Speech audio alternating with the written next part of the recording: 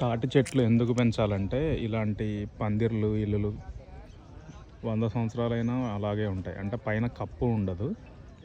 ఈ క్లాత్ వేసి తర్వాత నేర్పుగా ఇలా గడ్డి కప్పి చూడండి ఎంత నేర్పుగా కప్పాలో.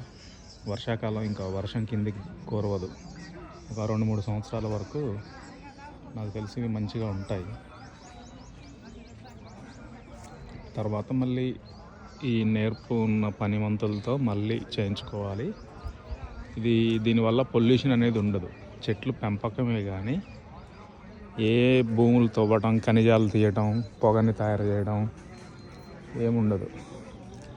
పూర్తిగా న్యాచురల్గా మన చుట్టుపక్కల దొరికే వాటితో లోకల్గా పండించిన పెరిగిన చెట్లు, గడ్డి వాటితో చేసుకోవటం. ఈ వెదురు, గడ్డి, తాటి చెట్టు ఇంకంతే, ఏం లేదు.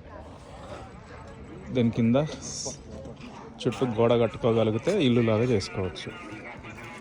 పెద్ద పెద్ద అపార్ట్మెంట్లు, ఇల్లులు పట్టణాల్లో కట్టి ఎన్నో గనులు తవ్వి మనం సర్వనాశనం చేస్తున్నాము. కొద్దిమంది అయినా ఇలా ఈ కట్టడం నేర్చుకుంటే ఈ కళ ఉంటుంది, కొద్దిగా ఇలా బతకొచ్చు. భవిష్యత్ తరాలు ఎప్పుడైనా సిటీస్లో ఇంకా బతకలేము అనే పరిస్థితి వస్తుంది. చాలామంది వేరే గ్రహానికి వెళ్ళిపోవాలని ఇప్పటికే అనుకుంటున్నారు. ఎప్పుడైతే వేరే గ్రహాల మీద ఆక్సిజన్ని సొంతంగా తయారు చేసుకోగలుగుతారో అక్కడే గ్రహం మీదనే, భూమి నుంచి తీసుకెళ్లకుండా, ఇంకా అప్పటికి ఇంకా భూమితో దాదాపు అందరూ ఇక్కడ పుట్టడమే కానీ ఇక్కడ పెరగాలనుకోరు. అంత పొల్యూషన్ అవుతుందని సైంటిస్టులు ఊహిస్తున్నారు. అది జరుగుతుందో లేదో, జరగకుంటేనే మంచిది.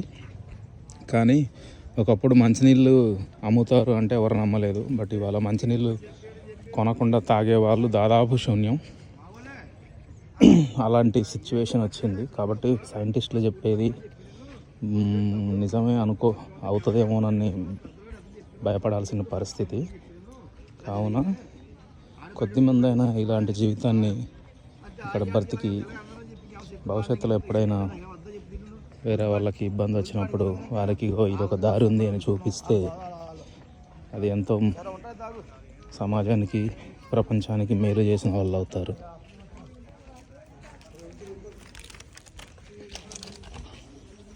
అంతా తడికెలతోనే కట్టేసి ఇలా చేశారు. చూడండి ఎంత బాగుందో.